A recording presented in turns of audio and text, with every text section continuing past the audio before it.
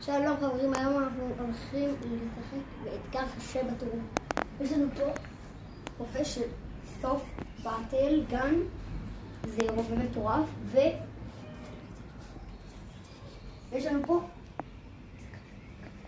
קונוסים של באולים קטנים בטירוף, ויש לנו אורפיץ, תסתכלו באיזה גודל, זה האורפיץ הכי קטן בעולם, ואנחנו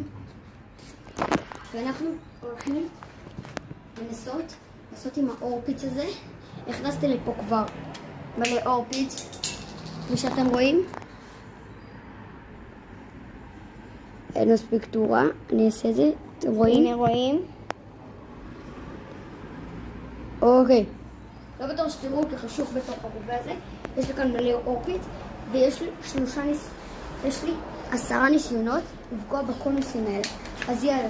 3, 2, 1. הראשונה, אוקיי, לא נורא. אני אתקרב טיפה. וואו, כמעט הפלתי.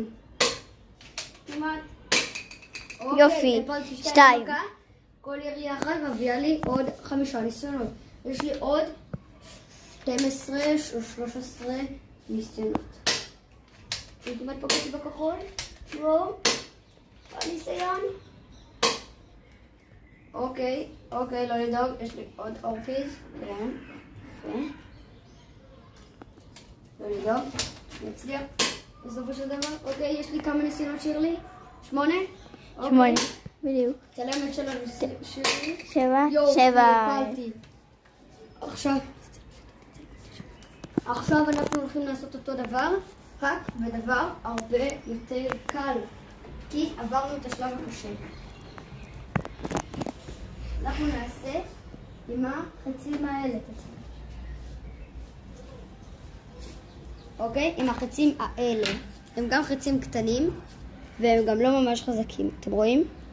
יופי.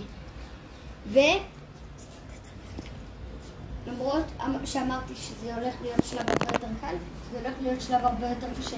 כי במקום 10 ניסיונות, הולך להיות לי 6 ניסיונות. כן, מה ששמעתם, 6 ניסיונות. אוקיי, אני רק אמקם את החצים שלי, שיהיה לי הרבה יותר קל. ואני אסדר פה את הקונוס של הבאות.